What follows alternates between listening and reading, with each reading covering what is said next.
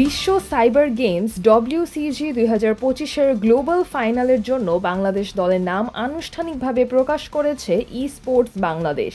সংগঠনটি WCG-র বাংলাদেশ অঞ্চলের official partner হিসেবে কাজ করছে, আর সেই দায়িত্বের অংশ হিসেবেই এ বছরের প্রতিনিধিদের নির্বাচন চূড়ান্ত করেছে। দীর্ঘ 15 বছর পর আবারও আন্তর্জাতিক স্পোর্টস মঞ্চে বাংলাদেশের প্রত্যাবর্তন নিঃসন্দেহে বড় এক উপলক্ষ।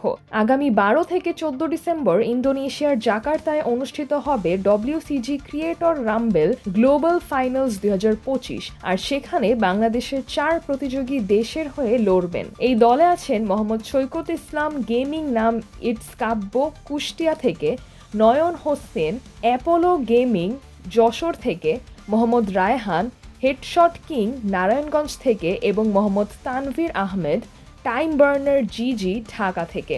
গেম প্লে, স্ট্র্যাটেজি আর কন্টেন্ট ক্রিয়েশনের সমন্বয়ে তৈরি হয়েছে এই স্কোয়াড, যাদের লক্ষ্য শুধু অংশ নেওয়া নয়, বিশ্বমঞ্চে বাংলাদেশকে নতুনভাবে তুলে ধরা।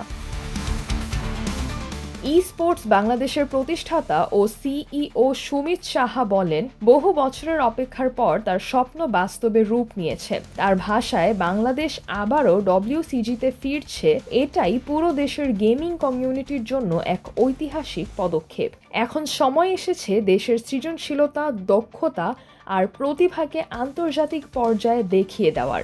স্পোর্টস বাংলাদেশ বিশ্বাস করে এই অংশগ্রহণ ভবিষ্যতের ক্রিয়েটর কালচার, স্পোর্টস ইকোসিস্টেম এবং তরুণদের ডিজিটাল প্রতিভা বিকাশে নতুন সুযোগ তৈরি করবে, পাশাপাশি বাংলাদেশকে বৈশ্বিক প্রতিযোগিতায় আরও দৃঢ় অবস্থানে নিয়ে যাবে। সিজরাতুল আভা, দৈনিক আওয়ার বাংলাদেশ।